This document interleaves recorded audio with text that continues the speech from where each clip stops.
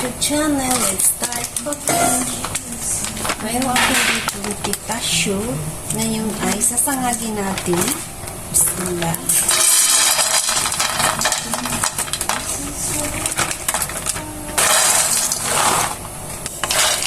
Ngayon, sangagin natin yung ating pitasyo hanggang sa mag-brown.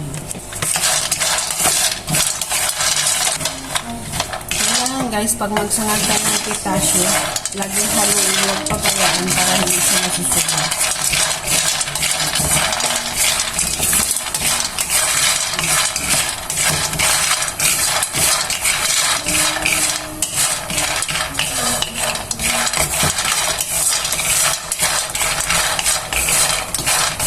Itong pitasyo siguro karami niya mga isang baso at kalahati.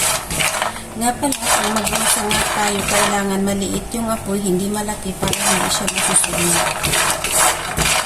Kasi pag malaki yung apoy, sunog tapos hindi lutok sa loob.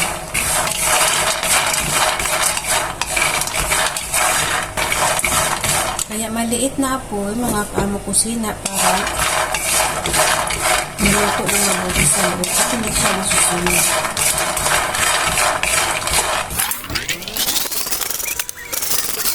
Ito na guys, kukunin na natin. Ayan.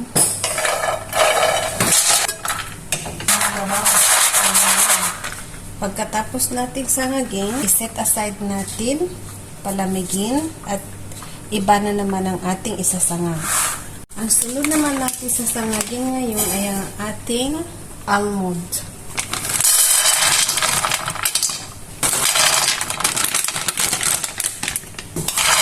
Na una natin ginawa, sasangagin natin ito hanggang sa mag-brown. Sa maliit din na apoy para hindi masusunog.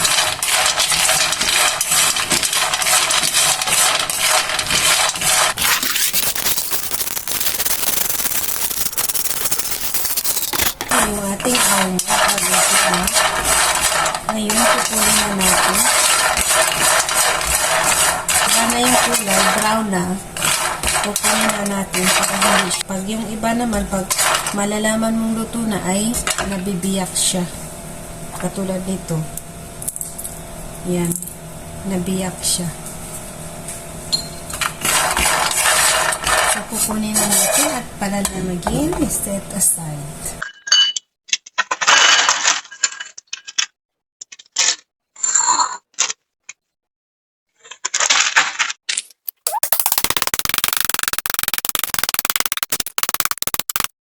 Ito na guys, yung ating almond na durog na natin. Ito yung ating pistachio. Ito na mga yun ang ating dudurugin. Kaya tayo ng dalawang iklas. Ilagay natin sa isang lalagyan. Tinatanong nyo siguro, bakit nga ba nilalagay ko siya sa isang sulupin? Tapos dito ko siya dinudurog. Tapos mayroon namang blender kasi pag sa blender natin siya dudurugin ay madurog siya. Mas maganda po pag ganito yung kalaki niya.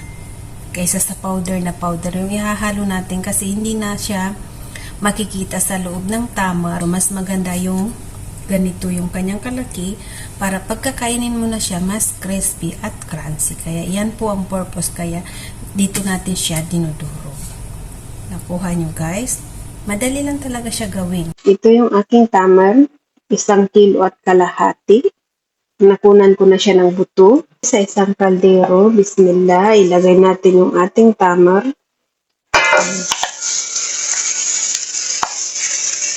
Maliit ang apoy, hindi malaki. Paliitin natin yung apoy, hindi malaki, para hindi siya masusunog. Kailangan din natin ng tahina ito, tahina or harda sa Arabic. Ilagay na natin yung ating tahina. Bismillahirrahmanirrahim. Haluin natin hanggang sa madurog yung ating tamar.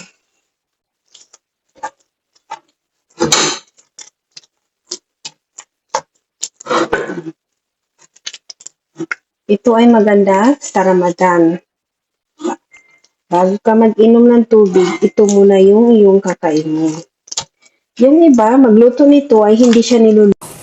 Mas magandang lutuin ng ganito kasi hindi ka mapapagod maghalo at hindi masakit sa iyong kamay. Mas magandang lutuin. Kapag nainitan yung tamar, maganda yung kanyang pagkadurog. At matagal din siya masisira. Madali lang siya nadurog. Ngayon, ilagay na natin ng dahan-dahan yung ating almond.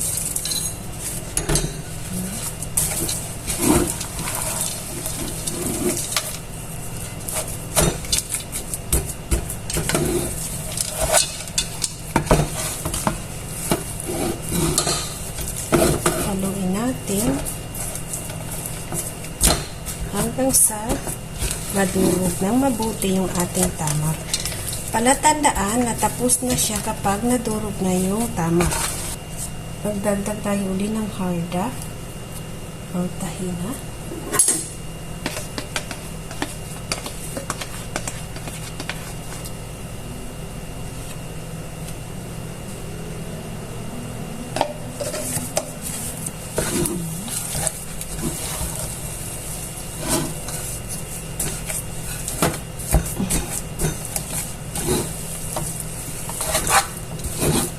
Mga kaamang kusina, kapag lumabas na yung kanyang mantika, yun ang isa din sa palatandaan na luto na siya.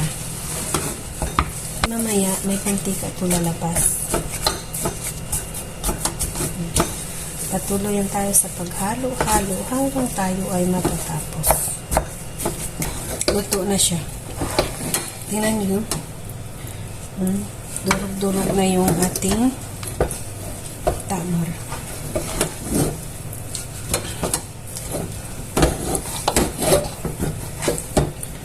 Pinatay ko ng apoy, pero haluin ko pa rin siya para makita niyo. Kapapatay ko lang ng apoy. Ganito pag luto na siya. Madali lang talaga siyang gawin at madali lang talaga siyang lutuin. Mas maganda yung lutuin kaysa yung mano-mano mo siyang gawin. Matagal pa siya masira. Maganda pa ang kanyang pagkaluto dahil durog na durog yung ating tamar.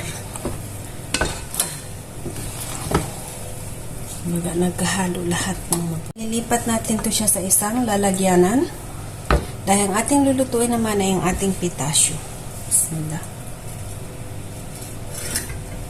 Kilo at kalahati na tamar o isang balot or kalahati ilalagay ng gas Ayan, nalagay na din. Pagluluto nito, kailangan yung apoy ay maliit, hindi malaki. Kasi pag malaki, masusunog po yung ating harda. At mangangamoy. At siyempre, mangangamoy, sunog po yung ating tamar. Kailangan, hanggang sa magkahalo-halo lahat, lagi lang nating hahaluin. Huwag nating papabayaan. Pwede niyong pabayaan ng mga 30 second bago ninyo uling haluin. Kapag napagod kayo, pwede kayong mag-stretch. Then, balik halo ulit. Patuloy lang tayo sa paghalo-halo. So, mag-stretch muna ako. Kapag lumabas na yung mantika niya na ganito, ibig sabihin ay luto na siya at tapos na. Pwede na nating ilagay sa bote.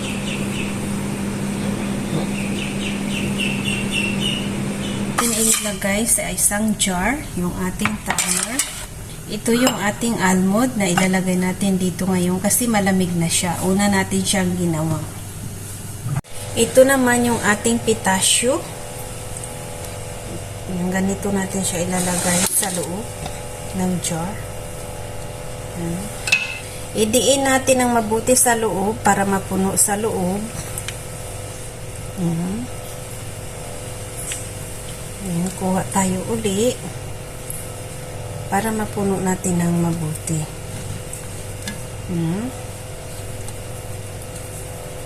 Para na siya naging candy, guys. Sweet. Ito ay tamar, sweet tamar with pitasyo. Pang isang buwan na to, hindi to siya masisira. Ito lahat, guys, yung nagawa natin. 10 5 sa pitasyo, 5 sa almond. So, sana nagustuhan nyo guys itong video natin. Huwag yung kalimutang mag-like at mag-share at mag-comment. Thank you for watching. See you again to my next video.